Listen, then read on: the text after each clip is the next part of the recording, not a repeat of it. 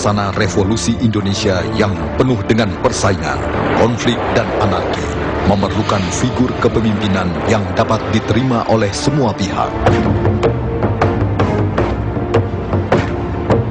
Maka, karena pilihan revolusi dan psikologi masyarakat, membuat kepemimpinan Soekarno-Hatta menjadi lambang persatuan yang kuat selama tahun-tahun revolusi.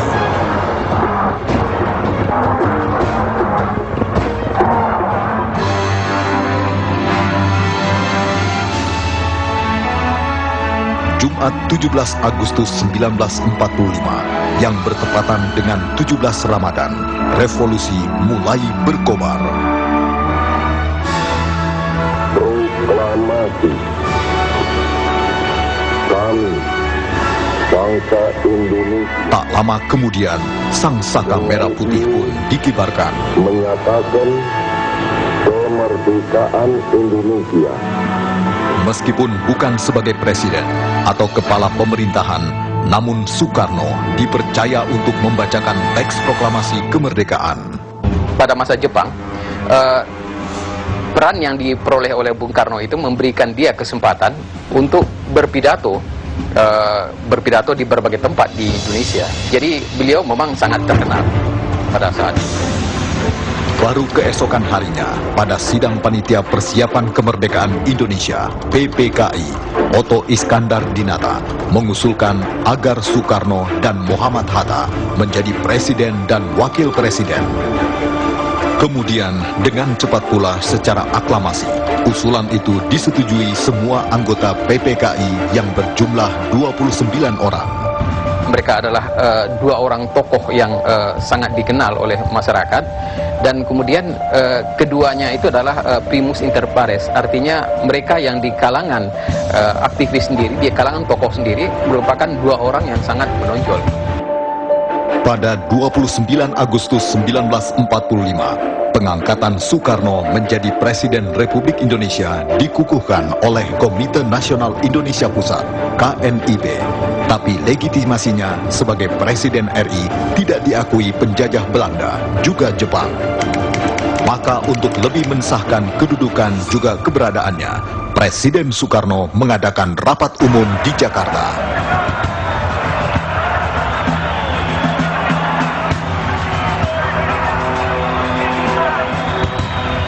Meskipun sangat singkat, rapat akbar di Ikada Jakarta itu memperlihatkan kepada dunia bahwa pemerintahan Indonesia itu didukung oleh rakyat. Ini saya kira satu kemenangan secara politis dan juga secara diplomatis bagi Indonesia.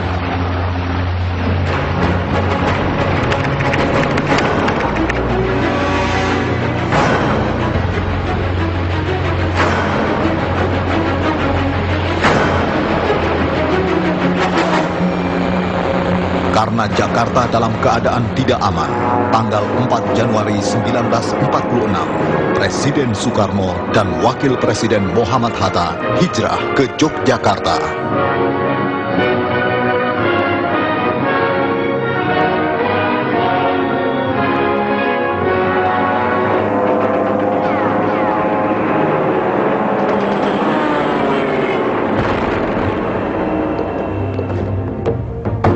Tanggal 6 Juli 1949, Presiden Soekarno dan Wakil Presiden Muhammad Hatta kembali dari pengasingannya di Pulau Bangka.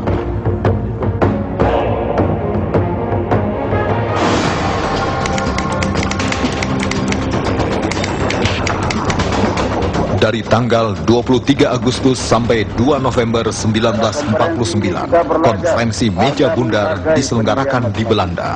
Salah satu hasilnya memutuskan Soekarno menjadi Presiden Republik Indonesia Serikat atau RIS dan Muhammad Hatta menjadi Perdana Menteri.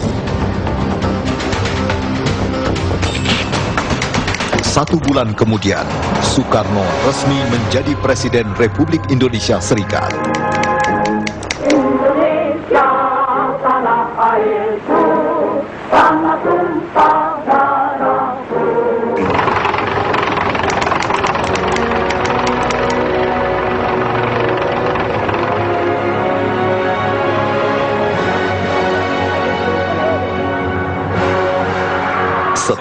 tahun di Yogyakarta, Presiden Soekarno kembali ke Jakarta. Ibu kota negara pun kembali berkedudukan di Jakarta. Ini hari aku telah menginjak lagi bumi Jakarta.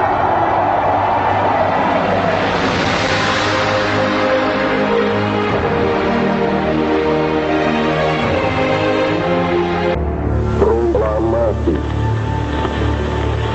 Kami, bangsa Indonesia. Sang Saka Merah Putih yang telah dikibarkan pada 17 Agustus 1945 sebagai tanda awal kemerdekaan serta simbol berdirinya Negara Kesatuan Republik Indonesia diusik keberadaannya oleh Belanda.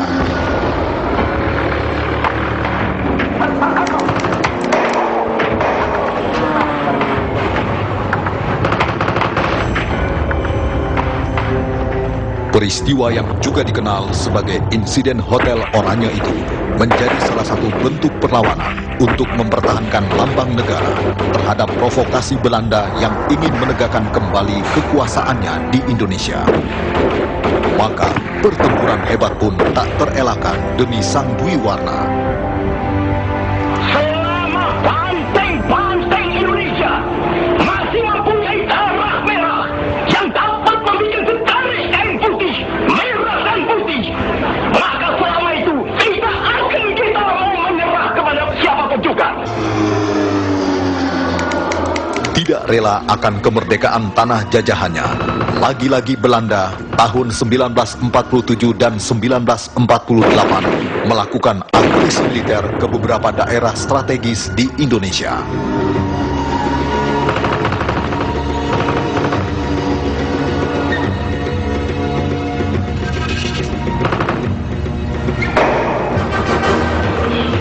Perjalanan Sang Dwi Warna tidak melulu dengan peperangan dan ceceran darah. Secara perlahan, kesadaran akan kemerdekaan dari cengkraman penjajah merasuki bangsa Indonesia.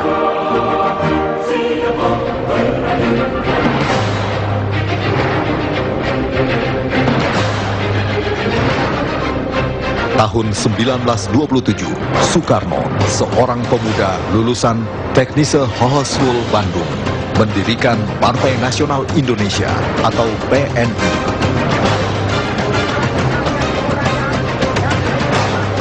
Dengan keberanian luar biasa, organisasi ini pun mengibarkan bendera merah putih kepala banteng.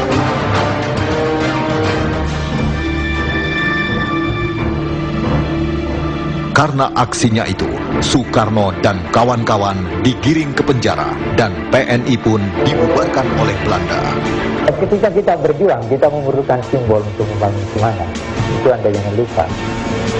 Jadi mereka perlu simbol-simbol itu sebagai alat untuk membangun semangat, sebagai alat untuk mempertajukan diri dengan kawan-kawan. Maka diperlukan simbol berupa bendera, diperlukan simbol berupa hal-hal yang bisa mengikat, juga ideologis. Oleh karena itu sebenarnya ideologi nasionalisme itu penting. Pada 28 Oktober 1928, di Kongres Pemuda, bendera merah putih ditetapkan dan dikibarkan sebagai bendera Indonesia. Saat itu, dikumandangkan pula lahirnya bangsa Indonesia.